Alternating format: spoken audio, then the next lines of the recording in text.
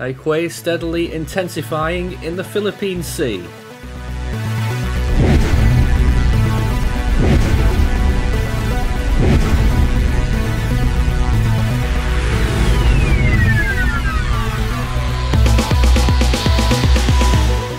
So another typhoon threat is building, and it's in the form of Tropical Storm Haikui, which is at 21.5 north, 131.8 degrees east, and is likely to become a threat to Taiwan and its neighbouring regions, possibly the southern Ryukyu Islands and the east coast of China. At 7 PM Taipei, it had 70-mile-per-hour winds, which is nearly typhoon force, a pressure of 983 millibars, and it's still moving west at 10 miles per hour or 16 kilometers per hour. It's fighting quite a lot of wind shear, and you can see on that imagery there, it's looking decent though. It's got large amounts of convection that are blowing up, and it looks like it could become a typhoon at any time. Here it is, the position displayed on the map with its wind field, which extends out a fair distance, not a huge amount there, but still looking okay, and its general movement will continue west-northwestwards. It's currently 664 kilometers from Naha on Okinawa, 756 from Miyakojima, 842 from Ishigaki, 1107 from Taipei, and 1175 from Kaohsiung City. There are no typhoon warnings, I believe, at this time, but there are extremely heavy rain advisories, warnings for parts of Taiwan, mainly the coastal facing areas and obviously the mountains there, and we'll talk about that a little bit more right now, because we are expecting the highest risk really for landslides more than anything else for this storm, as well as that heavy rainfall which can cause flash flooding and of course strong winds. The track is still uncertain, so we're putting down the landslides right now because it would look like the storm's going to impact Taiwan with heavy rainfall either way, and obviously with those mountains, landslides are a particular threat from this storm when it arrives. There's a lot of uncertainty in the track still at this point, but this is what the ensemble mean is showing right now over the next few days. We're expecting the storm to trace very close or perhaps make a landfall in Taiwan close to Taipei, and it could become a category 3 by then, or maybe a little bit of weakening before landfall, and then shooting on into China and then moving northwards and recurving slowly. By the time we get to the middle of next week, it will dissipate somewhere in the eastern region of China, but that is certainly not set in stone, because there's a lot of uncertainty, way more than usual.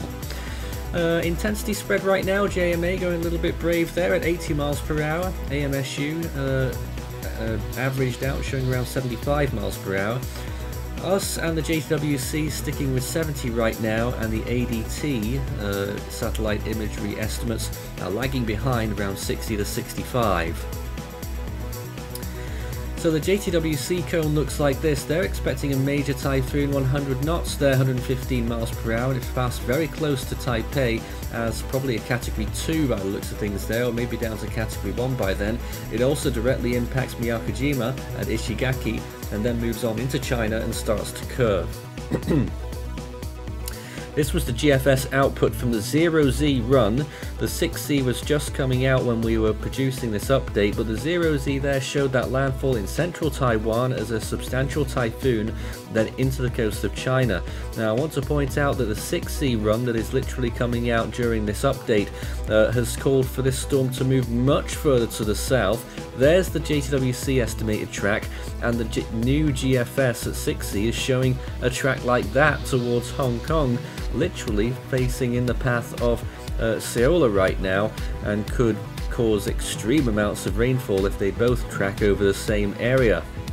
So that's a real show there of how uncertain this storm track is, and fine margins involved. Lots of rainfall there over Taiwan regardless of what happens, and then it moves on into China there on that 0Z run, which is what we'll talk about right now.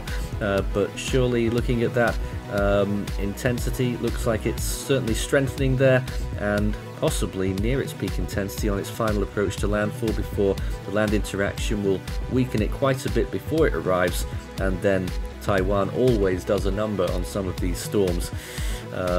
And usually knocks it down at least a category or 2. And here's the rainfall estimates from the earlier model run then.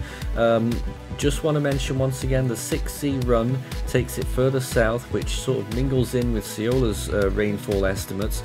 But as of right now, we're looking at probably up to 400 millimeters on the coast of Taiwan and inland over the mountains, and also similar amounts possible there for the eastern coast of China, around the Fusu area and down to Xiamen and towards Shantou, possibly getting up to 400 millimeters, which is what we're looking at generally from this storm as maximums.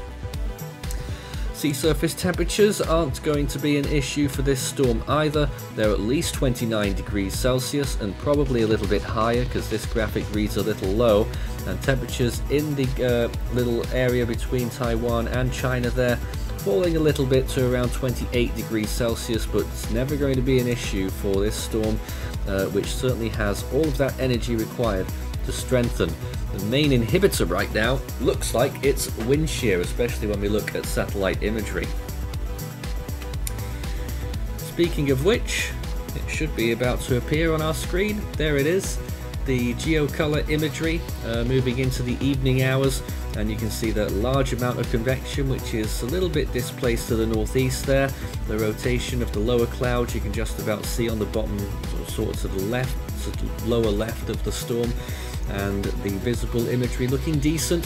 You can look at all of these imagery views on the Force 13 website, force13.com/satellite. A little bit of a waning in that convection just now, but that usually means another big burst is about to happen.